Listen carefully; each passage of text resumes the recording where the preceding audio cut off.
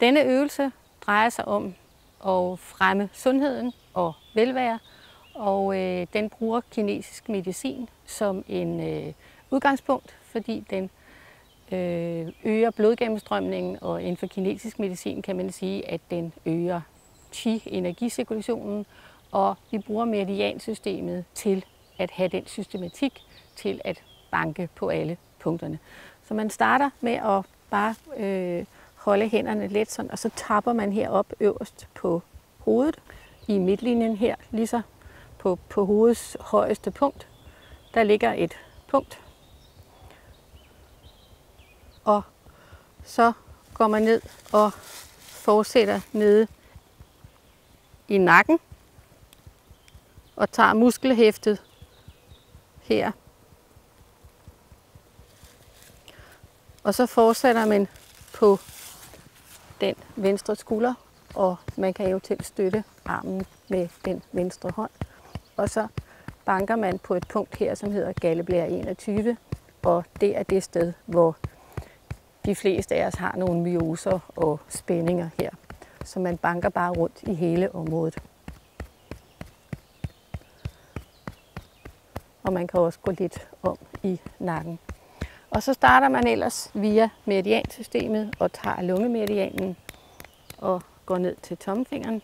Så går man langs med pegefingeren, tapper på det punkt, der hedder tyktarm 4, som er godt til smerter og godt til at styrke immunsystemet. Så går man videre op ad tyktarmsmeridianen til det punkt, der hedder tyktarm 11, som også er godt til at styrke immunsystemet, og op til skulderen. Så går man ind i armhulen, hvor hjertemeridianen starter, og der kan man godt tappe lidt, fordi at det er ikke så tit, at vi får vækket det område inde i armhulen. Så går man ned langs med hjertemeridianen, og man skal havne nede på den fjerde finger. Så vender vi hånden om og går langs med tyndtarmsmeridianen, og den går helt på ydersiden af underarmen og overarmen. Så går vi ned i midten af overarmen, midten af indersiden af underarmen, og dvæler ved det punkt, der hedder kvalmepunktet eller kredsløb 6. Det er også godt til at løsne vejrtrækningen, og havner ude ved tredje finger. Vender om, går langs med den, der hedder trevarmermeridianen, som går i midten af underarmen og op til skulderen. Så går man over på den anden skulder, knytter hånden og slår op på skulderen og banker lidt på de muser og spændinger, mange har. Det er det punkt, der hedder galleblære 21. Det er rigtig godt til at afspænde muskler og myoser på skulderen, og man kan eventuelt også gå lidt op langs med nakken, hvor der også ofte sidder mange spændinger. Og derefter så går vi ned langs med meridiansystemet, langs med lungemeridianen, ned til hånden, det er ned til tommelfingeren. Så går vi langs med pegefingeren til det punkt, der hedder tyktarm 4, godt for immunsystemet og for smerter. Går videre langs med tyktarmsmeridianen. I albuen der ligger et punkt, der hedder tyktarm 11. Det er godt til at styrke immunsystemet, og op til skulderen. Så ind i armhulen, hvor hjertemeridianen starter, og der kan man godt banke lidt rundt, fordi det er ikke så tit, man kommer i det område. Så går vi ned langs med hjertemeridianen og skal havne nede på fjerde finger. Så vender vi hånden og skal gå langs med tyndtarmsmeridianen, som er aller yderst på underarmen og aller bagerst på skulderen. Så går vi ned i midten af overarmen og midten af underarmen og dvæler ved det punkt, der hedder kredsløb 6 eller kvalmepunktet, og det er desuden rigtig godt til at lette vejrtrækningen. Og så går vi ned på den tredje finger, vender om, så hedder det trevarmermeridianen. Den ligger i midten på underarmen, i midten op på skulderen. Meridianerne har et lidt længere forløb end det, der er beskrevet her, men det er en lidt forenklet måde, og nu fortsætter vi med de meridianer, der så går ned på benet. Og der starter vi ved enden af lysken og går ned på forsiden af låret på mavemeridianen. Og lige under knæet kommer vi til det punkt, der hedder mave 36. Det dvæler vi lidt ved.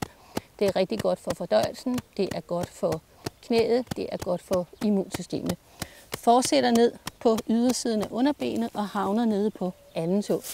Så går vi op langs med indersiden af foden, op over anklen, og der ligger et punkt, der hedder mil 6, som er rigtig godt for underlivet. Fortsætter op langs med skinnebenet, op til lysken.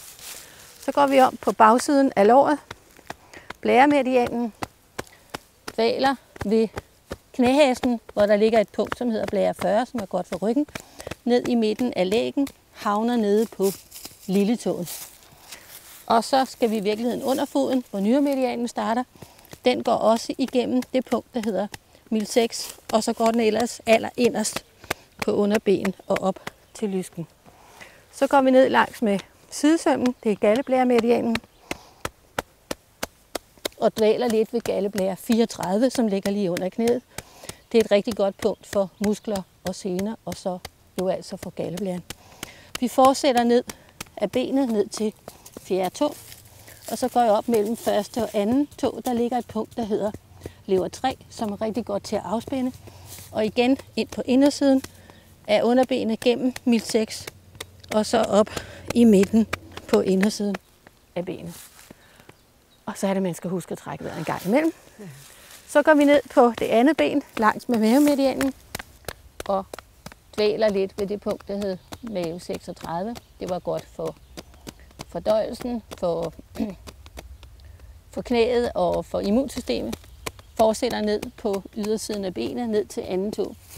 Går langs med indersiden af foden, op igennem det punkt, der hedder mil 6, som ligger lige ved skinnebenet. Fortsætter op langs skinnebenskanten, op til lysken. Så går vi bag om under ballen på blæremedianen, dvæler ved knæhæsen. Der ligger et punkt, der hedder blære 40, som er godt for ryggen.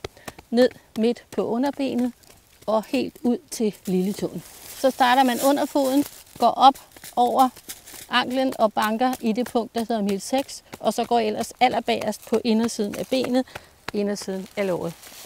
Går ned langs ved sidesømmen, som svarer til galdeblæremedianen, og dvæler ved det punkt, der hedder galdeblære 34, som ligger lige under knæet. Det er godt til afslapning af muskler og sener og til galdeblæren. Går videre ned og havner på fjerde tå. Så går vi op mellem første og anden tå, slår på det punkt, der hedder lever 3, som er rigtig godt til afspænding af muskler.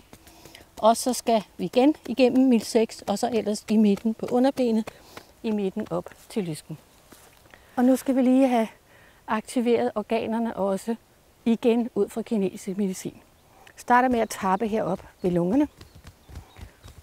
Det er et særligt punkt, der påvirker lungerne som sådan. Og så tapper vi med hjertet. Det er lige på den nederste del af brystbenet. Og så går vi længere ned, og så tapper vi for galdeblæren. Det er et punkt her. Lidt længere nede er der et punkt for leveren.